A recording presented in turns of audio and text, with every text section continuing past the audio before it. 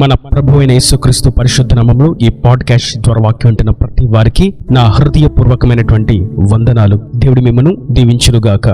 దానియేలు గ్రంథము 12వ అధ్యాయము 1వ వచనం. ఆ కాలమందు నీ జనుల పక్షమున నిలిచినట్టి మహా అధిపతియగు మీకాయేలు వచ్చును. అప్పుడు నీ జనులు రాజ్యముగా కూడిన కాలము మొదలుకొని ఈ కాలము వరకు ఎన్నటికి నీ కలుగునంత ఆపదలు కలుగును.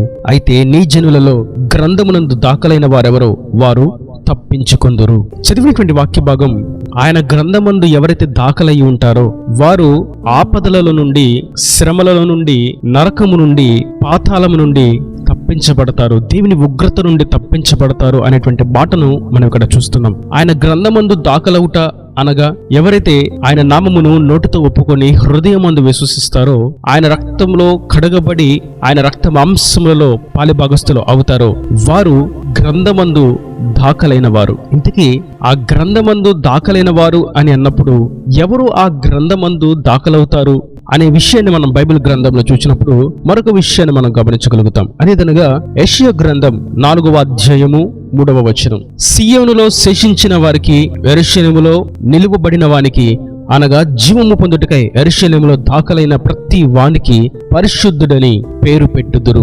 ఇక్కడ మనం చూస్తున్నాం, ఎవరైతే ఆ గ్రంథమందు దాఖలై ఉంటారో, ఆ జీవం పొందుటకు జీవ గ్రంథంలో దాఖలై ఉంటారో వారు పరిశుద్ధులు. పరిశుద్ధులు మాత్రమే ఆ జీవములోనికి ప్రవేశించగలుగుతారు. పరిశుద్ధత లేని వారు, అపరిశుద్ధులు, పరిశుద్ధతను కోల్పోయిన వారు ఆ జీవములోనికి ప్రవేశించనేరరు. వారి యొక్క పేరు ఆ గ్రంథమందు దాఖలగుట అసాధ్యము. ఒకవేళ ప్రారంభములో మంచి ఆత్మీయులుగా, మంచి భక్తిపరులుగా ఆ జీవ గ్రంథమందు దాఖలగుటకు యోగ్యత కలిగి ప్రవర్తించి తర్వాత ఆ లోక పాపములో, మాలిన్యములో చిక్కబడి పట్టబడినట్లయితే ఆ జీవ గ్రంథమందు వారి పేరు కొట్టివేయబడుతుంది అన్నటువంటి సంగతిని మనం గుర్తించవలసిన వారమై ఉన్నాము. ఎందుకంటే పరిశుద్ధులు మాత్రమే ఆ జీవ గ్రంథములో పేరు లిఖించబడిన వారుగా, జీవమును పొందుకొనగలిగిన వారుగా ఉంటారు. నేటి వాక్యం ఉంటున్నటువంటి నా ప్రియ సహోదరులారా, మనం జీవ గ్రంథములో దాఖలైనటువంటి పరిశుద్ధులముగా ఉన్నామా, లేక పరిశుద్ధులము అని పేరు మాత్రమే ఉంచుకొని పరిశుద్ధతను కోల్పోయినటువంటి విధముగా ప్రవర్తిస్తూ ఉన్నామా అనేటువంటి సంగతిని మనం స్వీయ పరీక్ష చేసుకునవలసిన వారమై ఉన్నాము. ఎందుకంటే మనం పరిశుద్ధులంగా ఉంటేనే పరలోక రాజ్యం. మరియు ప్రకటన గ్రంథం 22వ అధ్యాయం 21వ వచనంలో చూస్తాం, ప్రభువైన యేసుక్రీస్తు కృప పరిశుద్ధులకు తోడయుండును గాక. మనం పరిశుద్ధులముగా ఉన్నప్పుడు జీవ గ్రంథములో దాఖలై మన పేరు పరలోకానికి వారసులంగా మార్చబడిన తర్వాత అది నిత్యత్వము. మరియు ఈ భూలోకంలో మనం జీవించడానికి, మన మనుగడను కొనసాగించడానికి, ఈ పాపలోకంలో అపవాది తంత్రాలను గుర్తించి అపవాదిని జయించడానికి మనకు కావలసినదల్లా ఆయన యొక్క కృప.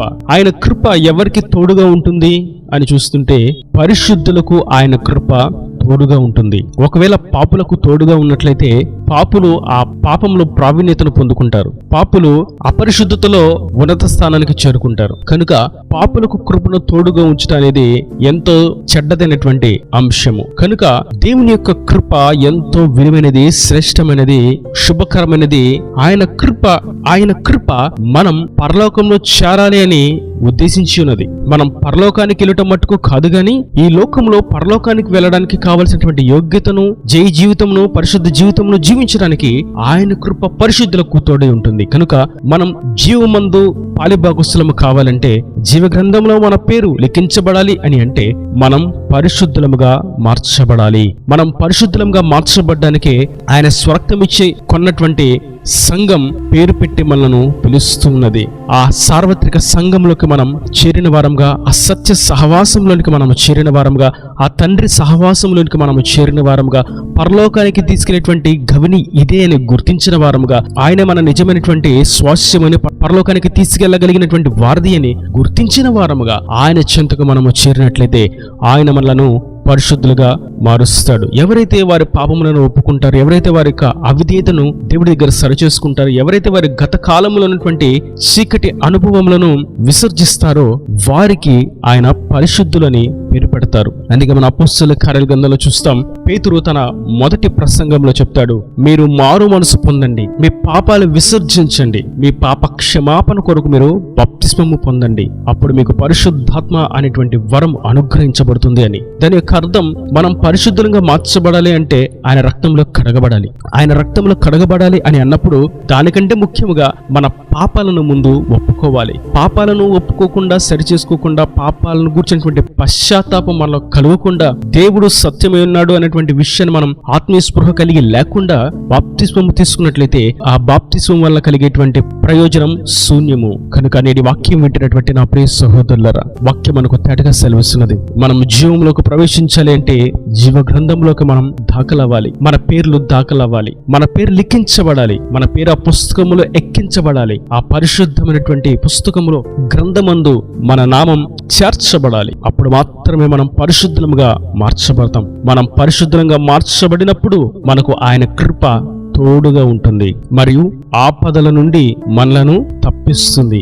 అనన్య, అజర్య, మీషాయిలను అగ్ని గుండముల నుండి క్షేమంగా బయటకు తీసుకుని వచ్చింది. ఆయన కృప సింహాల బొనుల నుండి దానియేలును క్షేమంగా బయటకు తీసుకుని వచ్చింది. ఆయన కృప శత్రుల మధ్య దావీదుకు సమాధానాన్ని, నెమ్మదిని అనుగ్రహించింది. ఆయన కృప బలమైనటువంటి గొలియాతును ఓడించేటువంటి శక్తిని దావీదుకు అనుగ్రహించింది. ఆయన కృప శ్రమలలో దేవుని యొక్క ప్రేమను, వాత్సల్యతను పొందుకోవడానికి ఆ సేవా మార్గం ఒక అనుభవ పాఠంగా మార్చబడింది పౌలుకి. ఆయన కృప దుఃఖించిన వారికి ఆదరణగా నిలిచింది. ఆయన కృప ఆకలిగొనిన వారికి ఆహారమును దయచేసింది. ఆయన కృప దప్పికతో సొమ్మసిల్లిన వారికి నీటి ఊటను అనుగ్రహించింది.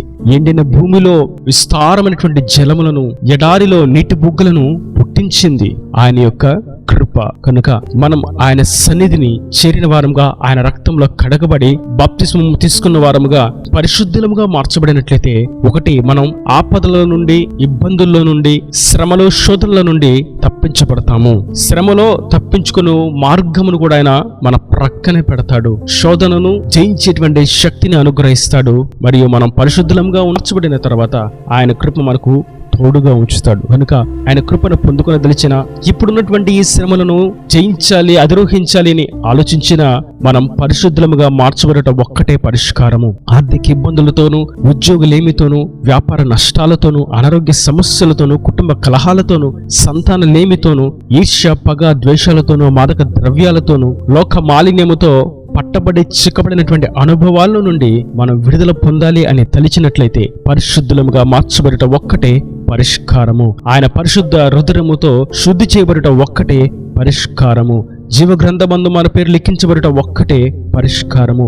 ఆయన పరిశుద్ధమైనటువంటి రక్తములో మాత్రమే మనకు విమోచన, విడుదల అని మనం గుర్తించి ఆయన చెంతకు చేరదాం. ఇదే విషయాన్ని మనం గలతీలకు రాసినటువంటి పత్రికలో చూస్తాం. గలతీలకు రాసినటువంటి పత్రిక 3వ అధ్యాయము 14వ వచనం. క్రీస్తు మన కోసము శాపమై మనలను ధర్మశాస్త్రము యొక్క శాపము నుండి విమోచించెను. ఆయన రక్తము చేతనే మనం విమోచించబడతాము. ఆయన రక్తము చేతనే మనం శుద్ధి చేయబడతాము. కేవలం ఆయన ద్వారా మాత్రమే మనం పరిశుద్ధంగా మార్చబడతాము. కేవలం ఆయన నామంలోనే మనం జీవ గ్రంథమందు దాఖలవగలుగుతాం. కేవలం ఆయన ద్వారానే మనం పరలోకానికి వారసులుగా మార్చబడతాం. వేరొక ద్వారము లేని లేదు. అందుకే ప్రభు అంటారు, పరలోకానికి ద్వారము నేనే, నేను తప్ప పరలోకానికి మిమ్మల్ని చేర్చేటువంటి ద్వారము లేనే లేదు, వేరొక మార్గము లేనే లేదు అని ప్రభు స్పష్టంగా తెలియజేస్తుండగా, అట్టి విధంగా మనం జీవ గ్రంథమందు దాఖలైన వారంగా పరలోకానికి వారసులుగా మార్చబట్టుకు, పరిశుద్ధంగా మార్చబడి నిత్య రాజ్యానికి వారసులుగా చేర్చబట్టుకు ఆయన సన్నిధికి చేరదాం. ఆయన రక్తంలో కడగబడదాం. ఆయన పరిశుద్ధాత్మ శక్తి చేత నింపబడదాం. ఆపదల నుండి తప్పించబడదాం. ఆయన కృపను మనకు తోడుగా ఉంచుతారన్నటువంటి ఆయన కృపతో మనం నడిపించబడదాము. సర్వసత్యంలో నడిపించబడి సర్వోన్నతుని యొద్దకు చేరుదాము. ఈయన దేవుని మాటలు ప్రతి వాని హృదయంలో నీరుకట్టి ఫలింపు చేయను గాక.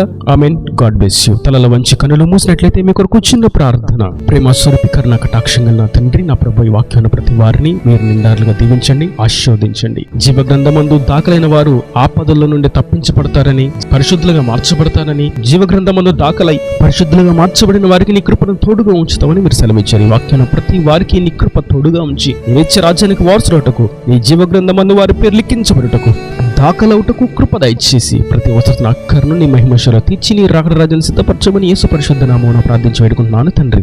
ఆమేన్. ఆమేన్.